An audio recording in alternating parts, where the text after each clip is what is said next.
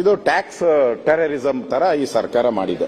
ನಾವು ಏನ್ ಟ್ಯಾಕ್ಸ್ ಹಾಕಿದ್ರಿ ಅದರಲ್ಲಿ ಏನ್ ಬರ್ತತೆ 1000 ಕೋಟಿ 2000 ಕೋಟಿ ಅಂತ ಹಂಗಂತಾರೆ ಎಲ್ಲ. ಸುಮ್ನೆ ಬೆಂಗಳೂರು ಒಂದು ಎಕ್ಸಾಂಪಲ್ ಕೊಡ್ತೀನಿ ಅಧ್ಯಕ್ಷ. ಕಸದ ತೆರಿಗೆ 750 ಕೋಟಿ ಬರ್ತದೆ. ಹಾಲಿನ ತೆರಿಗೆಯಿಂದ 1300 ಕೋಟಿ ಬರ್ತದೆ. ಪೆಟ್ರೋಲ್ ಡೀಸೆಲ್ ಇಂದ 6500 ಕೋಟಿ ಬರ್ತದೆ. ಬಸ್ ಪ್ರಯಾಣ ದರ ಏರಿಕೆಯಿಂದ 1000 ಕೋಟಿ ಬರ್ತದೆ. ವಾಹನಗಳ ನೋಂದಣಿ ಶುಲ್ಕ 3300 ಕೋಟಿ. ಕಾವೇರಿ ಕುಡಿಯುವ ನೀರಿನ ದರ 600 ಕೋಟಿ. ಒಳಚರಂಡಿ ದಂಡಗಳು 5 ಕೋಟಿ. ಎಣ್ಣೆ 3000 ಕೋಟಿ. ಮದ್ಯದ ಲೈಸೆನ್ಸ್ಗೆ 300 ಕೋಟಿ. ವಿದ್ಯುತ್ ದರ ಏರಿಕೆ 12000 ಕೋಟಿ. ಮೆಟ್ರೋ ಪ್ರಯಾಣದಿಂದ 450 ಕೋಟಿ ಎಕ್ಸ್ಟ್ರಾ. ಆಸ್ತಿಗಳ ಮಾರ್ಗಸೂಚಿ ದರ ಜಾಸ್ತಿ ಮಾಡಿದರ 4000 ಕೋಟಿ. ಸ್ಟಾಂಪ್ ಡ್ಯೂಟಿ ಹೆಚ್ಚಳ 2000 ಕೋಟಿ. ವೃತ್ತಿ ತೆರಿಗೆ ಹೆಚ್ಚಳ 150 ಕೋಟಿ. ಸರ್ಕಾರಿ ಕಾಲೇಜುಗಳ ಶೈಕ್ಷಣಿಕ ಶುಲ್ಕ 15 ಕೋಟಿ. ಸರ್ಕಾರಿ ಆಸ್ಪತ್ರೆ ಸೇವಾ ಶುಲ್ಕ 5 ಕೋಟಿ. ಮೃಗಾಲಯ ಪ್ರವೇಶ 25 ಕೋಟಿ. ಕಾರ್ಮಿಕ ಕಲ್ಯಾಣ 2 ಕೋಟಿ. ಬಿಬಿಎಂಪಿ ನಕ್ಷೆ ಮಂಜೂರಾತಿ ಶುಲ್ಕ 5000 ಕೋಟಿ. ಬಿಡಿಎಸ್ ಒತ್ತು 5 ಕೋಟಿ. ಜನನ ಮರಣ ಪತ್ರ